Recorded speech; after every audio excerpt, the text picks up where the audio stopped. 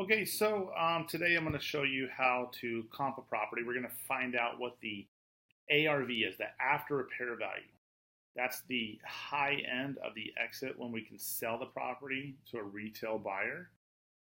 That's going to help us to figure out what, in turn, is our maximum allowable offer price and what it is that we can probably try to sell the property to if we try to wholesale it to another investor. So what I'm going to do is just pull up the property address here. Now I use a couple free tools like Zillow and Redfin, and then I also will show you how I use a tool called PropStream, another company under REI Automator as well. So these are all great tools. The Zillow and Redfin are free. PropStream, there is a monthly charge for it, but I want to kind of show you how to quickly and easily look at comps and try to figure out the after repair value, the retail value of the property. So I want to copy and paste the address here. This is a property out of Florida. So close this. Then what I want to do is just copy and paste here. I don't need the little USA there. All right, so now this is going to just make this a little larger here. This is going to be a 3-bed, 4-bed, 3-bath, 2,400 square feet. This is Ruskin, Florida. Now, what I want to do here is I want to compare similar properties to similar properties. I want to stay within a half a mile of the subject property, no more than 1 mile from the subject property if possible. And I want to compare properties that are likely. So it's a single-story home, I want to compare it to a single-story home. If it's a 2-story home, I want to compare it to a 2-story home. And I like to stay within 10% of the square footage. Sometimes I'll go up to 15%, but I want to stay within that 10% square footage within a half mile of the subject property. Don't want to cross any major roadways or waterways or anything like that. And make sure that if it's a single-story, try to compare it to a single-story, or a 2-story to a 2-story. So now, sometimes we may have amenities like pools or little gazebos and stuff like that. So a pool, a lot of times in most markets, is around the $20,000 to $30,000 bump. And so if the subject property has a pool and the comps don't, you need to take that into account, or vice versa. All right, so what I'll do here on Zillow, I'll go ahead and click on Expand. And then this will bring me to similar properties that I've sold in the area. And right down here is all the similar properties. I click on See Sales Similar. And remember, I want to stay within that 10%, of the square footage. So the square footage here is 2,430 square feet. So I want to stay within about 250 square feet, roughly. 243 to be exact. So right off the bat, I'm seeing similar properties. These are a couple 2-stories. These are some single stories. Single story, that may be a bi-level. 2-story, I'm going to go to the bottom. So the bottom is typically going to have the higher price homes, and hopefully within 2-story homes. All right, so here's one that's at 235. This one is not going to compare because it's 624 square feet more. A lot higher than that 250. So this one is not a comp. This one is. This one's 235,900. This one would be a comp as well at 235. That one, the square footage is too much. This is within that range. So I would include that one at 225. So 225, 235, 243. Okay. And I just use calculator on the phone.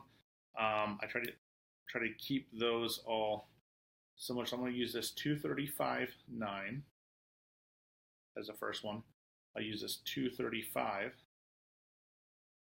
And then I'll use this 225. Add those up, divided by the 3, gives me just around 232. So let's see here. Hopefully you can see that. That's one quick way with Zillow. Okay, it gives me a quick idea around the 235, 232 mark. I'm probably would round that up to 230, 235. Now, if I'm doing the same thing in Redfin, Redfin's a really cool tool, and it doesn't always work in every market.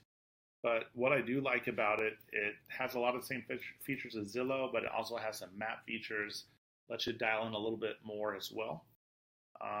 Now, here I'm showing the square footage is 2,430. It gives me an estimate of 223. And what was Zillow's estimate real quick? Zillow estimates 224. So we're all really close there. And what's kind of nice is you can see where the subject property is, and then you can see where these comparable properties that they have listed right here are. And you want to try to do your best to try to find two-story properties, right? And what's nice is I can zoom in a little bit. I have, this is all the same neighborhood. This one that's marked A, this is the same neighborhood. That's 199. B, it's 195. F, it's 224 right here. That's a really good comp. Let's see here. E that's a single story. I don't think I'd use that one. I don't think I'd use that one as a single story. Here's a two-story. That's 205. Those are real quick, easy ways. And there is, remember, there's a busy street right here. I don't know if I would include this or not. For now, I probably would. Now, what I like to do is I like to go to underneath this map. It says Map Nearby Homes for Sale. This is a really cool tool. So I'll click on here. And then what I want to do is I want to look for sold properties. Okay. So I'm going to click on More Filters. And by the way, you can use the photo or the table. I like to use the table on here. Right on this button to slide it over, and it'll go to sold properties. I like to go within the last 6 months. Okay. And I can apply those filters just like that, and it'll upload everything right here. Now, if I want to dial in a little bit more, which I do, I want to make sure that we're within 10% of the square footage. So if we're going to be at 243, so around, I'm gonna just make a quick guesstimation here on within 10% either way. So remember it's a 2430 on a square foot. So I'm gonna go down to 2,000. Then maybe I'll go up to, let's see, maybe I will go to 2750. That's a pretty broad range, so it gives me a lot. And then what I can do here is there's even more filters. So one of the things I want to show you is there's a filter here for story, single story homes. So I want to go 2-story homes, apply the filters. And so now I got a couple 2-story homes. This filter doesn't always seem to work. So if I go back here, I want to see if this will include that everything else is single story. So here's a 2-story. I just want to make sure the ones I'm using are actually 2-story properties. Okay. And what's nice is you can sort this from highest to lowest. So I'm going to go from the highest. And so that's a single story, won't use that one. This is a 2-story. And if you notice, whenever you hover over something, it does highlight over here. So this is 275, that one's highlighted right there. Here's a 224, and that's that one right there.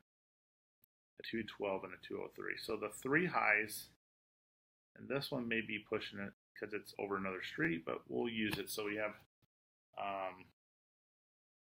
313. Oh no, this one is a single story, right? Yeah, I won't use that one, sorry. So I'm going to use 275, and that is a 2-story. I'm going to use 224, and then I'm going to use this. That's a single story, and that's a 2-story. So I'll do a 203 divided by 3. That gives me an average of 234. And then this is probably my favorite tool. Is the REI Automator / PropStream. So I'll go ahead and plug in everything here because this has dynamic data. It has everything pulled most recent, which is really cool. It gives us a snapshot. It gives us an idea real quick what the value is. It's using 12 comparables. It lets us, there's all sorts of information here. We can find out who the owner is, the mortgage information, when they bought the house, stuff like that. I just like to go to the comparable properties. It's pretty sweet. And then I keep it within a half mile.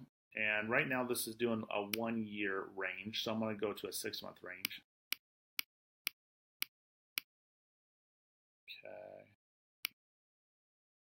Okay. And it has 7 properties here. Let me sort from highest to lowest. Okay, so then I have my highest to lowest as well. And if I remember right, this was the single story house, the Rufkin. No, a Ruskin, there it is, 13524. The only problem is you can't always tell if it's a single story or 2-story here. So I probably won't include that one. And then I use the top 3. And the easiest way to do this is just unclick those check marks, and it gives me an average right here. Okay. I do probably want to check to see if these other ones are 2 stories or single stories. Let me just peek at that real quick. And if it's a single story, I won't use it. If it's a 2-story, I will. I'm trying to compare like properties. And a lot of times it'll have the picture right here, which is great. So that one is a 2-story. Let me look at this one to see if this is a 2-story as well.